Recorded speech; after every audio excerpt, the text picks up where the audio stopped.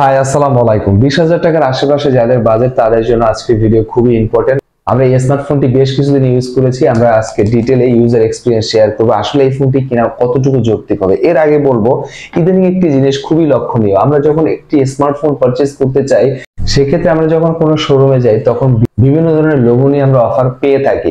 একটি ফোন কিনলে 10টি গিফট, একটি ফোন কিনলে 2,000 টাকা ক্যাশব্যাক, 3,000 টাকা ক্যাশব্যাক। আদৌ কি আসলে পসিবল কিনা? সো এই গিফটের ফাঁদে পা দিয়ে কিন্তু আমরা যে স্মার্টফোনটি দরকার, প্রাইস ভার্সেস কনফিগার কতটুকু পারফেক্ট সেদিকে আমরা লক্ষ্য রাখতে পারি না, এবং একটি স্মার্টফোনের বক্সের মধ্যে যা যা আমাদের পাওয়া উচিত তা পাচ্ছি কিনা সেদিকেও কিন্তু আমরা নজর দিচ্ছি না। সো আমি বারবার বলবো, একটি স্মার্টফোন যখন আপনি পারচেজ করতে যাবেন আপনি মাথায় রাখবেন গিফট কিনতে আপনি যাচ্ছেন না, আপনি যাচ্ছেন স্মার্টফোন কিনতে, রাইট? সো একটি স্মার্টফোনে 10-12টা গিফট নেসেসারি না, এবং 10-12টা গিফট আসলে ইউজফুল না। আপনাকে ধরা যাক 10-12টা গিফট তারা দিয়েছে, সেই ক্ষেত্রে সেই গিফটগুলো আপনি আসলে কতদিন ইউজ করবেন? আপনার গিফট থেকে ইম্পর্টেন্ট কিন্তু আবারও বলছি একটি স্মার্টফোন, যেই ফোনটি আসলে আপনি কিনতে গিয়েছেন এবং অনেকগুলো টাকা ব্যয় করছেন একটি স্মার্টফোন কেনার জন্য।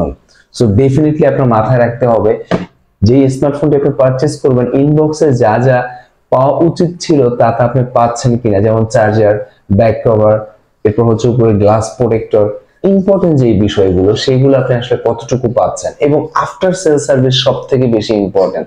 একটি ফোন কিনলেন চলে গেলেন ব্যাপারটা এমন না, একটি ফোন কিনলেন মানেই হচ্ছে আপনার আফটার সেল সার্ভিসের প্রয়োজন হবে। ওয়ারেন্টি যে ব্যাপারটা থাকে, 7 ডেজ রিপ্লেসমেন্ট যে গ্যারান্টি থাকে তা আপনি প্রপার পাচ্ছেন কিনা।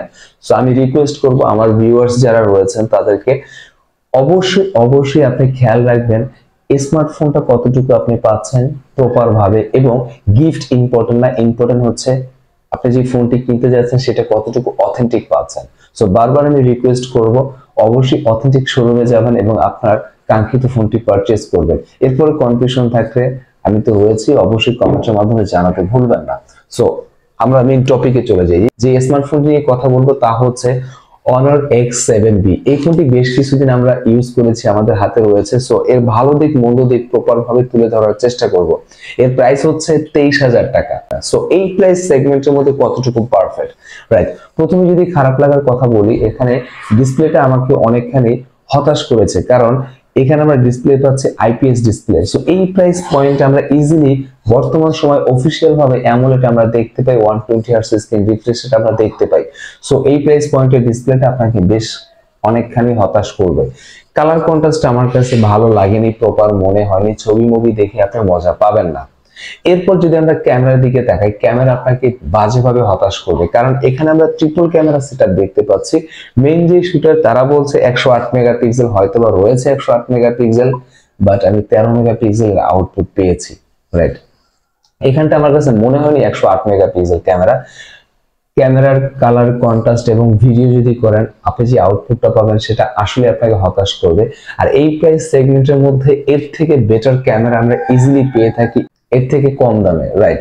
এরপর যদি আপনি দেখেন একটু বিল কোয়ালিটির কথা বললে আমি বলবো না, খুব শক্তপোক্ত রয়েছে। আপনি যদি খুব রাফ ইউজার হন বিল কোয়ালিটি আপনাকে হতাশ করবে না, খুব মজবুত একটি স্মার্টফোন। এবং 8GB র্যাম, 256GB স্টোরেজ থেকে আমরা যে আউটপুটটা এক্সপেক্ট করি মাল্টিপল অ্যাপ নিয়ে কাজ করতে, অ্যাপ ওপেন এবং ক্লোজের সময় খুবই কম নিচ্ছিল, এবং লং টাইম যখন আপনি ইউজ করবেন লেগে একটা ফিল আপনি পাবেন, যেমনটা আমি পেয়েছি।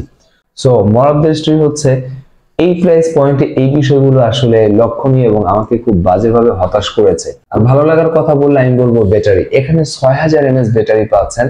আপনি যদি চান এক চার্জ দিয়ে আপনি চাঁদের দেশ থেকে ঘুরে আসবেন সেটাও হয়তো বা পারবেন, কারণ ফুল চার্জ যদি আপনি দেন ইজিলি, আপনি যদি নর্মাল ইউজার হন 2 থেকে 3 দিন সাপোর্ট আপনি পাবেন। আর সেটি একটি স্মার্টফোন থেকে পাওয়াটা আসলে কিন্তু ভাগ্যের ব্যাপার বর্তমান সময়ে এসে। সো এখানে আপনাকে চার্জ একদমই হতাশ করবে না। মানে এ যাবৎকালে আমি যত স্মার্টফোন ইউজ করেছি চার্জের জন্য বেস্ট ছিল Honor X7B এই স্মার্টফোনটি। এবং ইনবক্সে 35 ওয়াটের চার্জার, সেই চার্জারও আপনাকে হতাশ করবে না, খুব দ্রুত আপনাকে চার্জ করে দিবে। এবং সাউন্ড যথেষ্ট ভালো ছিল, মানে খুবই লাউডলি ছিল। বিশেষ করে আপনি যদি মিউজিক লাভার হন আপনার জন্য পারফেক্ট হতে পারে X7B এই স্মার্টফোনটি, কারণ সাউন্ড খুবই লাউড ছিল। এবং সাইড মাউন্টেন ফিঙ্গারপ্রিন্ট সেন্সর যথেষ্ট রেসপন্সিভ ছিল, যেহেতু অ্যামোলেড পাইনি। So side mountain fingerprint sensor মেনে নিতে হবে, বাট এই প্রাইসে আবারও বলবো অ্যামোলেড এবং ইন ডিসপ্লে ফিঙ্গারপ্রিন্ট সেন্সর আমরা এক্সপেক্ট করতেই পারি Honor X7B এই স্মার্টফোনের কাছ থেকে।